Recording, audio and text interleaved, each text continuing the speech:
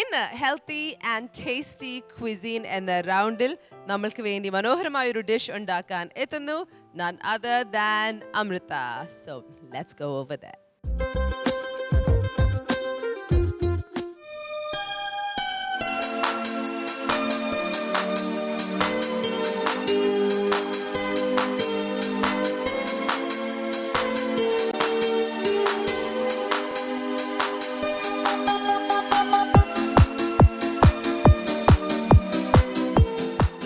നമസ്കാരം. ഇന്നത്തെ പാചക മത്സരത്തിൽ എന്നോടൊപ്പമുള്ളത് അമൃത മോഹനാണ്. കുറച്ച് എക്സ്ട്രാ കരിക്കുലർ ആക്ടിവിറ്റീസൊക്കെ ഉള്ള കുട്ടി. പക്ഷേ ഇന്നത്തെ നമ്മളുടെ ഈ ഹെൽത്ത് കുക്കറി ഷോയിൽ എങ്ങനെ ഷൈൻ ചെയ്യുമെന്ന് എനിക്കറിയില്ല. എങ്കിൽ തന്നെ നമുക്ക് നോക്കാം. അതിൻ്റെ സ്പെഷ്യാലിറ്റീസൊക്കെ അറിയാമല്ലോ. സാധാരണ ഒരു കുക്കറി ഷോയിൽ എപ്പോഴും 5 ക്രൈറ്റീരിയ ആയിരിക്കും ഉള്ളത്. അതിനോടൊപ്പം തന്നെ ഒരു 6th ക്രൈറ്റീരിയ നമ്മളുടെ ഈ കുക്കറി ഷോയിലുണ്ട്. അതായത് ഹെൽത്ത്. അതിനാണ് കൂടുതൽ ഇമ്പോർട്ടൻസ്. നമ്മുടെ ഹെൽത്തും ടേസ്റ്റും. നിങ്ങൾ ഹെൽത്തി ഫുഡെന്ന് പറയുമ്പം ടേസ്റ്റിനൊരു കോംപ്രമൈസും വേണ്ട. അത് തെളിയിക്കുന്നതാണ് ഈ ഹെൽത്ത് കുക്കറി ഷോ. അങ്ങനെയുള്ള വിഭവങ്ങളാണ് നമ്മളിവിടെ ശരിക്കും നമ്മൾ ഇഷ്യൂ ചെയ്യുന്നതും ഇങ്ങനെ നമ്മളുടെ ഈ ഹോട്ടലിൽ. അപ്പോൾ നമുക്ക് കാര്യത്തിലേക്ക് കടക്കാം. ഇപ്പോൾ നമുക്ക് എടുക്കാനുള്ളത് നമ്മുടെ ലോട്ടിൽ ഏതാണ് അമൃതയ്ക്ക് കിട്ടുന്നതെന്ന് നോക്കാം. നമ്മൾ ലോട്ട് എടുക്കുന്നതിലേക്ക് കടക്കാം. വളരെ എളുപ്പം. ടേസ്റ്റി ആൻഡ് ഹെൽത്തി മീൻ കറി വളരെ എളുപ്പമാണ്. But it should be tasty and healthy. Okay, you can start now.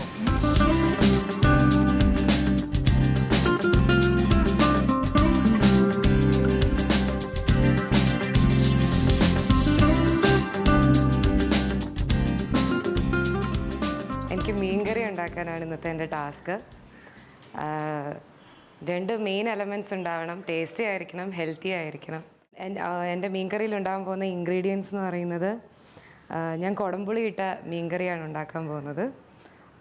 ചെറിയ ഉള്ളിയുണ്ട്, മുളക് പൊടിയുണ്ട്, ഉപ്പുണ്ട്, വെളുത്തുള്ളിയുണ്ട്, കറിവേപ്പിലയുണ്ട്, പിന്നെ മീനുണ്ട്. ഇതൊക്കെ വെച്ചിട്ടാണ് ഞാൻ മീൻകറി ഉണ്ടാക്കാൻ പോകുന്നത്. അപ്പോൾ ഞാൻ സ്റ്റാർട്ട് ചെയ്യാൻ പോവാണ് എൻ്റെ ടാസ്ക്.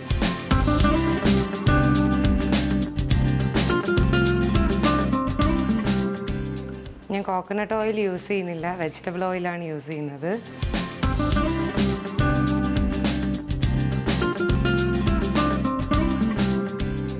ഇതിനു മുമ്പ് മീൻകറി ഉണ്ടാക്കിയ ഒരു ശീലം എനിക്കില്ല. മീൻകറി നല്ല പ്രത്യേകിച്ച് കറികളൊന്നും തന്നെ.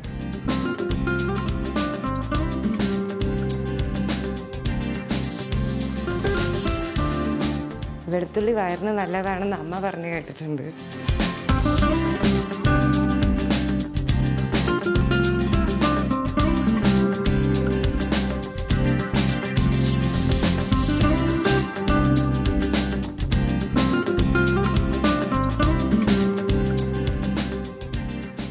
വെളുത്തുള്ളിയൊക്കെ ഒരു ഗോൾഡൻ ബ്രൗൺ കളറിലായിട്ടുണ്ട്. ഞാൻ അതിലേക്ക് വെള്ളം ആഡ് ചെയ്യുവാണ്.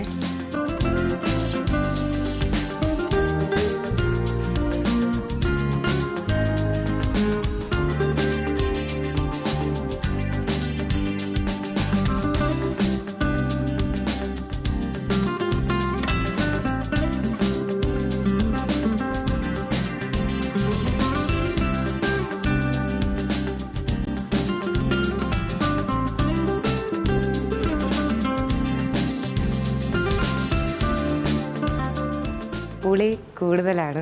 ശർക്കര വേണോ, പഞ്ചസാര?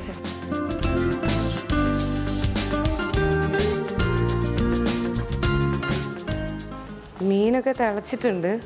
പക്ഷെ ഞാൻ ഈ കൂട്ട് ശരിയാണോ എന്നുള്ള ചെക്കിങ്ങിലാണ് ഇപ്പോഴും.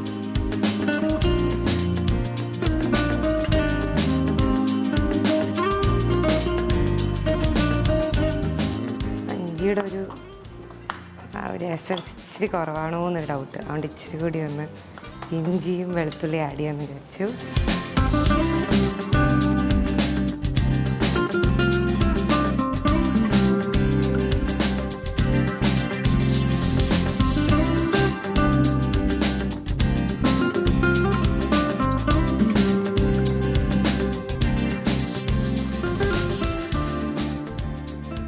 മീൻകറി റെഡി ആയിട്ടുണ്ട്.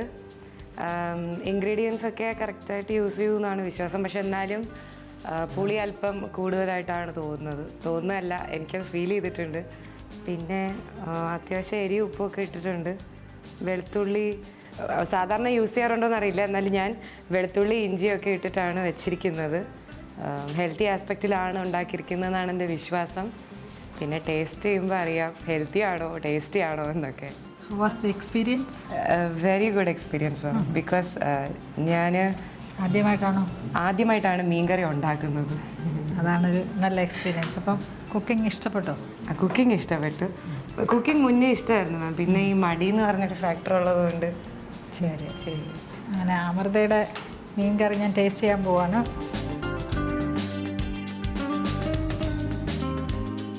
ഞാൻ പ്രതീക്ഷിച്ചതിൻ്റെ അത്ര കുഴപ്പമില്ല, ടേസ്റ്റ് ഉണ്ട്. ഉണ്ടല്ലേ? മധുരം ഇട്ടോ? മധുരം പുളി അല്പം കൂടിയതായതുകൊണ്ട്. അത് ശരി. അല്ല, പുളി കൂടി കഴിഞ്ഞാൽ പഞ്ചസാര. അതെന്താണ് ഇടേണ്ടതെന്ന് എനിക്ക് അറിയില്ല. അപ്പം പിന്നെ കുഴപ്പമില്ല. ശരിക്കും പറഞ്ഞാൽ ഒരു ഡിഫറെൻറ്റ് മോഡ് ഓഫ് പ്രിപ്പറേഷൻ ആയിരുന്നു അമൃതയുടെ. ഞാൻ നോക്കിയായിരുന്നു. വെള്ളം ആദ്യം കടുക് വറുത്തു. എണ്ണ എത്രത്തോളം യൂസ് ചെയ്തു? ഒരു 1.25 സ്പൂൺ യൂസ് ചെയ്തു. 1.25 സ്പൂൺ. ഇതിലാണ്. അത് ശരി. അത് എത്ര ml ആണെന്നറിയാമോ ആ സ്പൂൺ? ഏകദേശം 15 ml ഉണ്ടാവും. അപ്പം ആക്ച്വലി ഒരു 25 ml എണ്ണ ചെന്നിട്ടുണ്ട്. അതാണ് ഇതിനകത്ത് ടേസ്റ്റ് എൻഹാൻസ് ചെയ്യാനുണ്ടായ പ്രധാന കാരണം. അപ്പോൾ യഥാർത്ഥത്തിൽ വെജിറ്റബിൾ ഓയിലാണോ ഉപയോഗിച്ചത്? വെജിറ്റബിൾ, അതിനെക്കുറിച്ച് എനിക്കൊരു ഡിഫറൻസ് ഓഫ് ഒപ്പീനിയൻ ഉണ്ട്. എന്താണെന്ന് വെച്ചാൽ എല്ലാവരും വിചാരിക്കും വെജിറ്റബിൾ ഓയിലാണ് നല്ലതെന്ന്. ഞാനിത് രണ്ടും വെച്ചിട്ടുണ്ട്. പക്ഷേ നമ്മളൊരു നാടൻ റെസിപ്പിയിലേക്ക് പോകുമ്പോൾ എപ്പോഴും you can opt coconut oil. Coconut ഓയിലിൻ്റെ ഗുണങ്ങൾ ആർക്കും അറിയില്ല. പക്ഷേ ഒരു റിഫൈനിങ് പ്രോസസ്സിലേക്ക് ഏതെണ്ണ പോയാലും it is completely being converted to bad cholesterol. അതുകൊണ്ട് irrespective of the type of oil അതിനകത്ത് യാതൊരു യൂസും ഇല്ല. നിങ്ങൾ ആട്ടിയ വെളിച്ചെണ്ണ തന്നെ ഉപയോഗിക്കണമെന്നാണ് ഞാൻ പറയുന്നത്. ആട്ടിയ വെളിച്ചെണ്ണ ഉപയോഗിച്ചാൽ ഈ പ്രശ്നങ്ങളൊക്കെ ഒരു പരിധിവരെ നമുക്ക് കുറയ്ക്കാൻ പറ്റും. ബിക്കോസ് അതിന് it contains so many nutrients. അപ്പോൾ ഇതിനകത്തുള്ള ഡ്രോബാക്സ് ഞാൻ ആദ്യം പറയാം. What type of fish you are using? അപ്പുറത്ത് വേറൊരു ഫിഷ് ഇരിപ്പുണ്ട്, കണ്ടായിരുന്നു? ആ ഫിഷ് ഞാൻ ഇതുവരെ കണ്ടിട്ടില്ല. അല്ല, ഞാൻ എന്താ വെച്ചാലേ ഈ ഫിഷ് സ്ഥിരം കാണുന്നുണ്ടല്ലേ? അല്ല, ഇത് ഞാൻ കഴിച്ചിട്ടുണ്ട്. മനസ്സിലായി. ഏതാണ് ഈ ഫിഷ്? നെമ്മീൻ. നെമ്മീൻ. ശരി. നെമ്മീൻ്റെ പ്രത്യേകതകൾ എന്തൊക്കെയാണ്? It highly contains bad cholesterol. അപ്പോൾ അവിടെ തന്നെ ഹെൽത്ത് ആസ്പെക്റ്റ് പോയില്ലേ മോളെ? അപ്പോൾ അതുകൊണ്ട് തന്നെ ഞാൻ അങ്ങനെ 2 തരം ഫിഷ് വെച്ചത് തന്നെ അതാണ്. ഏതാണ്? എനിക്കത് രണ്ടും കുക്ക് ചെയ്യേണ്ട രീതി ഒന്നാണോ എന്നൊന്നും എനിക്ക് അറിഞ്ഞുകൂടാത്തത് കൊണ്ടാണ്. അങ്ങനെയില്ല, ഏതും ഫിഷാണെങ്കിലും നമുക്ക് ഏത് രീതിയിലും. അതില്ല ഞാൻ എപ്പോഴും പറഞ്ഞു, cooking is always an approximation, it's not an accuracy. പിന്നെ നമ്മളുടെ ആ ഒരു കോമൺ സെൻസ് ഉപയോഗിച്ച് ഏത് രീതിയിലും കുക്ക് ചെയ്യാൻ പറ്റും. അപ്പോൾ അത് നവരമീനാണ്. അത് ശരിക്കും പറഞ്ഞാൽ ബാഡ് കൊളസ്ട്രോൾ ഇല്ലാത്ത നല്ലൊരു ഫിഷാണ്. വളരെ ഫാസ്റ്റായിട്ട് കുക്ക് ചെയ്യും, നല്ല രുചിയാണ്. ഇങ്ങനെ മുളക് കറിയൊക്കെ വയ്ക്കാൻ വളരെ നല്ലതാണ്. മുളക് കറി എനിക്ക് ഇഷ്ടപ്പെട്ടു. കാരണം കൊടംപുളി is rich in fat reducing factors. അത് ഒത്തിരി ഗുണമുള്ള സാധനമാണ്. മാത്രമല്ല ഇറ്റ്സ് അബ്സല്യൂട്ട്ലി ആൽക്കലൈൻ, അൺലൈക്ക് വാളംപുളി. പക്ഷേ നമ്മളുടെ റെസിപ്പീസ് അനുസരിച്ച് അത് ഡിഫർ ചെയ്യും, അത് കുഴപ്പമില്ല, നോ മാറ്റർ. പിന്നെ ഇതിനകത്ത് എന്താ പറയുക, tomato you could have add more tomatoes. അത് ടൊമാറ്റോ കൂടുതൽ ചേർക്കണം. പക്ഷേ വെളുത്തുള്ളി ഇഞ്ചി ചേർത്തത് നല്ലൊരു ആസ്പെക്റ്റാണ്. പക്ഷേ പല പ്രശ്നങ്ങൾ ഉണ്ട്. അത്ര it's not an absolute healthy recipe. Okay, എന്നാലും കുഴപ്പമില്ല, നന്നായിരിക്കുന്നു. ഓക്കെ.